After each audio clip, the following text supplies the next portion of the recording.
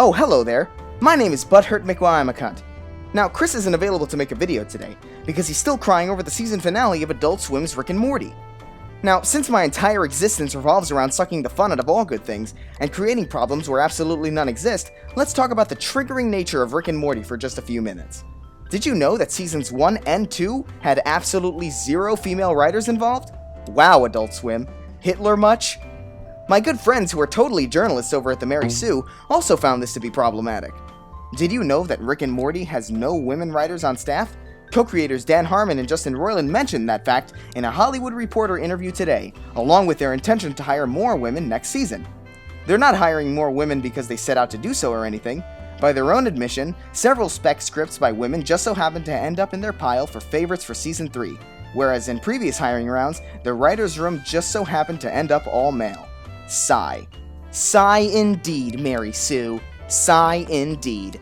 I can't believe the writers of a wildly successful comedy series choose their writers based on who's writing the funniest scripts, and not on the superior system of choosing writers based on whether or not they have vaginas. Quality of work, merit, talent, and all of these things shouldn't be taken into account when hiring for any circumstance. It should instead revolve around the entirely involuntary circumstances of your birth. Any reasonable human being could see this. Justin Roiland even went so far as to say, "It hasn't been an agenda thing, we just look at what's the best scripts." And you thought they were just harmless TV show writers. Harmon and Roiland quickly defended themselves for their heinous decision to choose quality over boobies by making fun of the idea of quotas and mandates, to which the Mary Sue replied, "Lastly, as for those comments about merit, quotas, and mandates, how about if instead of using those words, we all just accept that there are already a lot of talented writers who happen to also be marginalized people. Those supposed quotas are there to make shows better, more well-rounded, and more interesting." Imagine how much better Seinfeld would have been if they had just added a wacky Hispanic character into the group. I don't know about you, but the Fresh Prince of Bel-Air would have been vastly improved if they had an Asian sidekick or a white best friend. Imagine if instead of going to an interview and being hired for your skills and work ethic, you were chosen because they needed to fill a racial or gender-specific quota. See?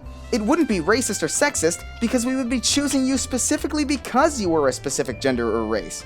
It's not racism. That's not racist, right? Yeah, hey. Oh, jeez. Yeah, you're not allowed to post any videos to my channel, dickhead. Not after the fucking breakdown that happened last time. Oh man, I didn't know you'd be back so soon. Yeah, bye. No.